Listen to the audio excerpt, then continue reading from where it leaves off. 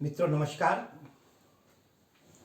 आज मैं रसखान का एक बहुचर्चित सवैया लेकर आया हूं। सविता जोशी हमारी एक YouTube की दर्शक हैं।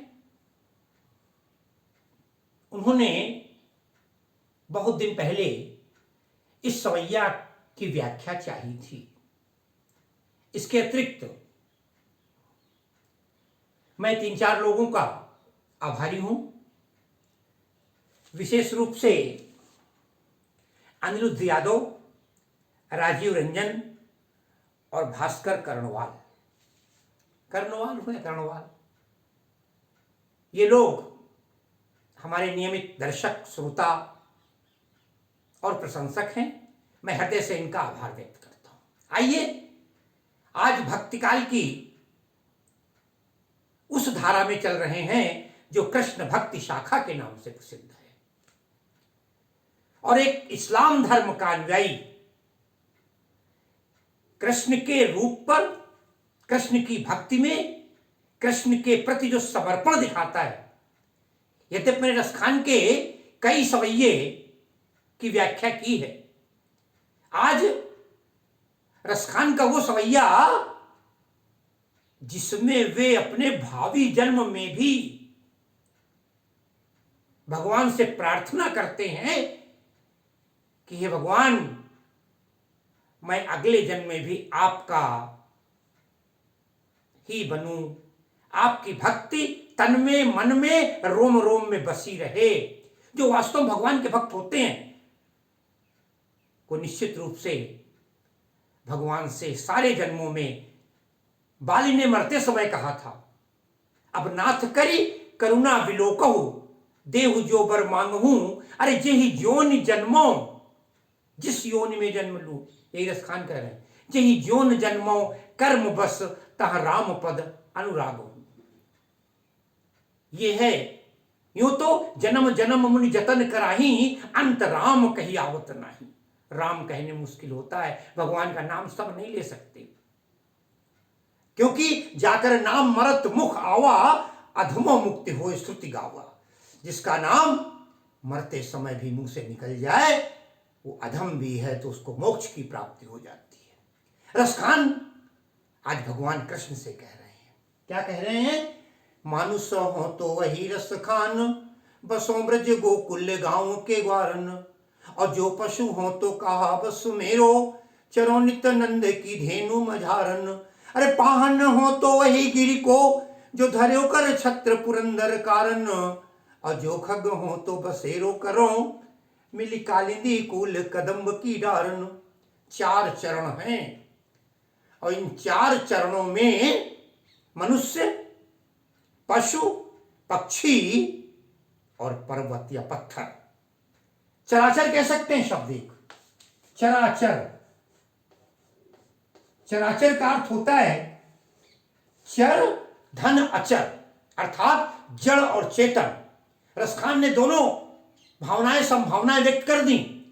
अगला जन्म क्या होगा कुछ नहीं कह सकते, क्योंकि बड़े भाग मानुष तनु पावा, बड़े भाग्य से मनुष्य का शरीर मिलता है।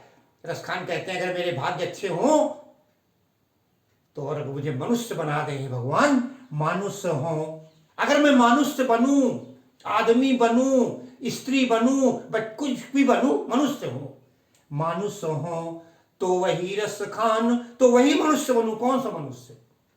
विदेश नहीं जाना चाहते हैं, विदेश के ऊंचे ऊंचे भवन नहीं देखना चाहते हैं, भारत के उत्तर प्रदेश के वहां पर कहां पर आना चाहते हैं? तो वही रसखान। अरे बसों ब्रज गोकुल गांव के ग्वारन। बसों, जन्म चाहे जहां हो जाए, क्योंकि रसखान स्वयं बाहर के थे, बाद में आ गए थे, उत्तर प्रदेश में ही दर्शन भी हुए कृष्ण के। बसों ब्रज गोकुल, अरे ब्रज क्षेत्र का, जहां कृष्ण की क्रीड़ा स्थली है, उस ब्रज के क्षेत्र के गोकुल नाम के गांव में, गोकुल गांव के ग्वारन, जो गांव के ग्वाल बाल हैं, मैं उनके बीच में अहीर बनकर आना चाहता हूं, यादव बनकर आना चाहता हूं, ग्वाला बनकर आना चाहता हूं, वहां निवास करना चाहता हूं, ताकि आप कि कभी न कभी दर्शन तो हो जाएंगे। वो ब्रजभूमि पवित्र है, मैं वहीं पर जन्म तो नहीं चाहता। अगर जन्म मिले तो कम से कम बरसों बाद में जाकर रहने लगूं, जन्म हो जाए तो क्या कहना है। मानुष हो तो वही रस खान, बसों ब्रज गोकुल गांव के ग्वारन, गांव के ग्वारन, गांव के ग्वाल बालों के बीच मैं रहूं, ग्वाल बाल बनकर रहूं, गाय की सेवा करूं। हमारे यहाँ एक नियम हुआ करता था, कुछ मोहल्ले बस जाया करते थे। गोकुल जो है नाम उसका गोकुल है, गो माने गाय, कुल माने परिवार, जहां गाय का परिवार हो, जहां घर घर में गाय बंधी हो। साथियों, वो स्थान है। गाय हमारे यहाँ पवित्र पूज्य माना गया है, मानी गई गाय। हमारे कानपुर का जो हमारा पैतृक घर है ग्वालटोली में, उसका नाम ही ग्वालटोली है। ग्वालटोली, मैं ग्वालटोली का ही रहने वाला हूँ। पैतृक निवास पिताजी का मैंने अपना पास में बनवा लिया है। और इतना ही नहीं, उस ग्वालटोली में घर के पीछे वाली सड़क को अहिराना कहा जाता था किसी टाइम। अहीर आना, अहीर माने यादव, वही पूरा ग्वालों की बस्ती थी। हर घर में जानवर थे, पशु थे। आज भी हैं कुछ, इतना उतने नहीं रह गए हैं, लेकिन भैंस, आज लोग भैंस पालने लगे हैं। पहले हर घर में गाय थी, एक परंपरा थी। गर्व होता था ये कहने से कि मैं भी उस ग्वाल टोली का रहने वाला हूं। रसखान कहते हैं मानस हो तो वही रसखान, अरे बसों ब्रज गोकुल गांव के ग्वारन, गांव के ग्वालों के मध्य बसू। फिर कहते हैं रसखान, क्योंकि मनुष्य का शरीर तो बड़ी मुश्किल से मिलता है, हर आदमी को मानव का जन्म नहीं मिलता। फिर कहते हैं अरे जो पशु हो, शायद उसमें पशु में इस तरह की सा बनी हो, आप परेशान न होइएगा। ब्रज भाषा है, हो या हो में अंतर हो सकता है। जो पशु हो तो कहा बस सुमेरो, बहुत सुंदर। पशु जो होता है, अरे पराधीन रहकर अपना दुख शोक न कह सकता है। ये अपमान जगत में केवल पशु ही सह सकता है, पशु बोल नहीं पाता। कहते हैं बोलता जीव है। जो पशु हो, अगर मैंने अच्छे कर्म न हो, मनुष्य न बन पाऊं, जब लेखा जोखा आप क्या हो रहा हो भावी जन्म का, और मेरे लिए पशु निर्धारित कर दिया जाए, तो भी भगवान एक प्रार्थना तो कर सकता हूं ना दरबार में, आपके सामने। फिर विनती है हमारी, अर्जी हमारी है और मर्जी तुम्हारी है। बस एक ही अर्जी लगाऊंगा कि जो पशु हो तो कहा बस मेरो, मेरा क्या बस चलेगा, मेरा कोई बस नहीं चलेगा। मैं चुप रहूंगा, जहां बांध दिया जाऊंगा वहीं बंधा रहूंगा। मगर भगवान एक प्रार्थना करता हूं, स्वीकार कर लीजिए। ये है भगवान के प्रति प्रेम। जो पशु हो तो कहा बस मेरो, अरे चरो नित नंद की धेनु मझारन, क्या बात है। चरो नित नंद की, चरो पशु होऊंगा। पुराने जमाने में पशुओं को चराया जाता था, लोग चरने जाते थे, लोग लेकर के जाते थे, जब लौट के आते थे, सायंकाल की बेला हो जाया करती थी तमाम। एक आपने सुना होगा गोधूल बेला। वो गोधूल बेला क्यों का नाम पड़ा उसका? अरे हरियोध जी ने, दिवस का अवसान समीप था, गगन था कुछ लोहित हो चला, तरु शिखा पर थी अब राजती, कमलिनी कुल वल्लभ की प्रभा। ये जो गोधूल बेला का वर्णन है, गोधूल गाय के लौटकर गांव की तरफ आने के लिए तमाम धूल उड़ा करती थी, इतनी धूल उड़ती थी गोधूली। गाय के धूल के कारण कुछ दिखाई नहीं पड़ता था, एक दूसरे को देख नहीं पाते थे, अर्थात सूर्य छिप जाया करता था। तो कहते हैं जो पशु हो तो कहा बस मेरो, लेकिन चरो नित नंद की धेनु मझारन। चरो नित, रोज मैं चरूं कहां? नंद बाबा की जहां तमाम गाय आती हैं चरने, उन्हीं के बीच में कहीं मुझे भी एक जानवर के रूप में, ये नहीं कहा मैं गाय बनूं, पता नहीं कौन सा रूप, मगर जहां पशु चल रहे हैं, जंगल है, पशुओं के लिए शाला बनी हुई है, जहां पशु तमाम खा रहे होंगे। अगर एक पशु और चला आएगा, कोई भगाएगा नहीं। हमने तो पशु और पक्षी, हम तो वसुधैव कुटुंबकम के रक्षक हैं, सभी प्राणियों के रक्षक हैं। तो चरो नित नंद की धेनु मझारन, उन नंद बाबा की गायों के मध्य मुझे भी चरने का अवसर दिला दीजिएगा। कभी कृष्ण जब हाथ रखते हुए गाय के बीच से निकलेंगे, छड़ी लेकर उसको हल्का सा थपथपाते हुए उनको आगे बढ़ाने के लिए कहेंगे, हो सकता है कभी उनका वो वरदहस्त मेरे ऊपर पड़ जाए और मेरा भाग्य धन्य हो जाए। तो कहते जो पशु हो तो कहा बस मेरो, चरो नित नंद की धेनु मझारन। फिर कहते हैं अरे मनुष्य भी नहीं बना, लेकिन और खराब कर्म हुए और पशु भी नहीं बने, तब क्या होगा? क्योंकि मैंने कहा था चराचर, चर धन अचर। चर कहते हैं चेतन को अचर कहते हैं, जड़ को। अगर मैं जड़ बना दिया जाऊं, कई बार ऐसा होता है, कोई नाराज हो जाए, शाप दे दे, जा तू पत्थर हो जा। अरे राम कथा में गौतम ऋषि ने अपनी पत्नी अहल्या को शाप दे दिया था ना, तू पत्थर की हो जा। अगर कहते हैं, मैं उस कथा में नहीं जाऊंगा, अगर कहते हैं मैं पत्थर बन गया, मुझे पत्थर बना दिया गया, जड़ बना दिया गया, हे भगवान तो कुछ नहीं कर पाऊंगा, मगर आपके आगे एक प्रार्थना है, निवेदन है, एक दरखास्त लगाता हूं कि पाहन हो। अगर मैं पत्थर बनूं तो वही गिरी को उस पर्वत का पत्थर बना देना। मैं नहीं कहूंगा पत्थर बदलो, संगमरमर नहीं बनना चाहता, पाहन हो तो वही गिरी को उसी पर्वत का पत्थर बनाना। बोले किस पर्वत का पत्थर बनना चाहते हो? जो धर्यो कर छत्र, जिसे धारण किया था एक कन्हैया, हे गिरिधारी, जिसे तुमने धारण किया था, कैसे? छत्र बनाकर, छाता बना करके। किस लिए? बोले पुरंदर कारण। एक लोक कथा है, कहा जाता है पहले ब्रज में इंद्र की पूजा हुआ करती थी। इंद्र पानी के देवता हैं, भगवान इंद्र की पूजा चलती थी। कृष्ण के आने के बाद लोगों ने इंद्र की पूजा धीरे धीरे शनै शनै कम कर दी।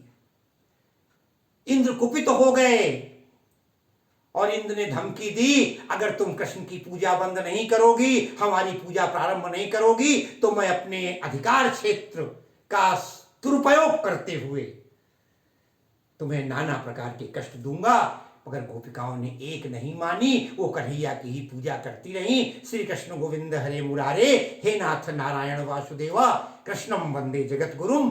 परिणाम ये हुआ, इंद्र गुस्सा में आ गए और वर्षा शुरू कर दी। अथाह पानी बरसने लगा। कहा तो जाता है कई जगह कई सप्ताह बीत गए, पानी रुकने का नाम नहीं लिख रहा था। पुराना जमाना था, कच्चे घर हुआ करते थे, कहीं कहीं सड़कें कच्ची हुआ करती थी, बिल्कुल कीचड़ जलमय हो गया, गांव डूबने लगा। लोगों ने कहा कन्हैया बचाओ। कृष्ण ने उस समय गोवर्धन पर्वत को अपने हाथ में उठा लिया था, और उठाने के बाद बोले ब्रजवासियों चिंता मत करना, क्योंकि जिसका राम रक्षक उसका कौन भक्षक। आ जाओ सब इसके नीचे। सारे गोपी ग्वाल बाल सब, और भगवान अपने हाथ पर उसे उठाए रहे। तब से भगवान का नाम गिरधारी या गिरधर पड़ गया था। ये विशेषता रही। तो कहते जो धरे वो कर छत्र, जिसे अपने हाथ में छत्र बना करके, किसके कारण? पुरंदर, पुरंदर कहते हैं इंद्र को, इंद्र के कारण किया था। उस पहाड़ का, उस पर्वत का, उस पत्थर बना देना। कृष्ण का हाथ लगा था, उसमें स्पर्श हुआ था। दर्श नहीं तो कम से कम परस तो मिलेगा, क्योंकि किसी चीज के लिए दर्श परस मज्जन अरूपाना, हर ही पाप कहें वेद पुराना। तो कहते हैं जो जो धर्योकर छत्र पुरंदर कारण, और अंत में कहते हैं अगर पत्थर भी न बनूं, कहीं मैं पक्षी बन जाऊं। कहते हैं जो खग हूं, खग कहते पक्षी को, ध्यान रखिएगा। खा माने होता है आकाश, गा माने गमन करने वाला। जो आकाश की ओर गमन करे, आकाश की ओर उड़े, वो पक्षी है। पक्ष जिसके पर हों, पंख हों। कहते हैं मैं पक्षी बन जाऊं, जो खग हूं, तब तो हर जगह चारों तरफ भटकता रहूंगा, है ना। क्योंकि पक्षी तो हर जगह उड़ता है, उसको कोई बस वो स्थान नहीं होता। सूर्य ने पद लिखा है ना, मेरो मन अनंत कहां सुख पावे। अरे जैसे उड़ी जहाज को पंछी, पुनित जहाज पावे। तो कहते हैं जो खग हूं, अगर मैं पक्षी बन जाऊं भगवान, पक्षी बनने की बारी आए तो थोड़ी सी सिफारिश लगा देना, थोड़ा सा काम कर देना। क्या? तो बसेरो करो, रात में आकर। कहीं तो पक्षी बसेरा करेगा, कहीं तो नीड़ होगा, कहीं तो रात में विश्राम करेगा। वो विश्राम की जगह कहां हो, फिर घूम करके वहीं आ जाते हैं। मिली कालिंदी कुल कदम्ब की डारन। मिली कालिंदी, कालिंदी कहा जाता है यमुना नदी को। यमुना नदी के कुल माने किनारे पर जो कदम्ब की डाले हैं, कदम्ब के वृक्ष हैं। वो कविता पढ़ी होगी ना बचपन में। अगर कहीं मैं होता यमुना के तीर पर जाकर के, उस कदम्ब की डाल पर, उस कदम्ब के पेड़ पर, हे मां, तो कहते हैं मेरी कालिंदी कुल, यमुना नदी के तट पर जो कदम्ब के वृक्ष हैं, उनके ऊपर करूंगा। हो सकता है रात में हमारे घनश्याम रासलीला करने के लिए आए, उन कदम के वृक्ष के नीचे कभी खेलने आए, कभी आपस में मनोरंजन करने आए। रास भी वहीं किया था। रात्रि में लोग कहते हैं आज भी वृंदावन और गोकुल के आसपास, चाहे वो तुलसी वन हो, कोई वन हो, आज भी भगवान का रास होती है। तो जब उन कदम्ब की डालों पर विश्राम करूं जहां भगवान ने कभी खेला है। ये है कृष्ण के प्रति अद्भुत प्रेम की बात। अनुप्रास अलंकार कई जगह पर आपको विद्यमान मिलेगा। माधुर्य गुण, कुछ लोग इसे प्रसाद गुण में मानते हैं, शांति का भाव है, केवल कवि कल्पना कर रहा है। तो प्रसाद और माधुर्यता दोनों ही विद्यमान है और बढ़िया सवैया छंद है। ब्रज भाषा की मधुरता विद्यमान है। कृष्ण का के प्रति एक भक्ति भावना है। भक्ति रस को भी आप ले सकते हैं इसके माध्यम से, और भक्ति भावना से ओतप्रोत ये रस खान का भावी जीवन के लिए की गई प्रार्थना का फल है। बहुत बहुत धन्यवाद देते हुए मैं आज की कक्षा को यहीं पर विराम और विश्राम देता हूं। धन्यवाद साथियों।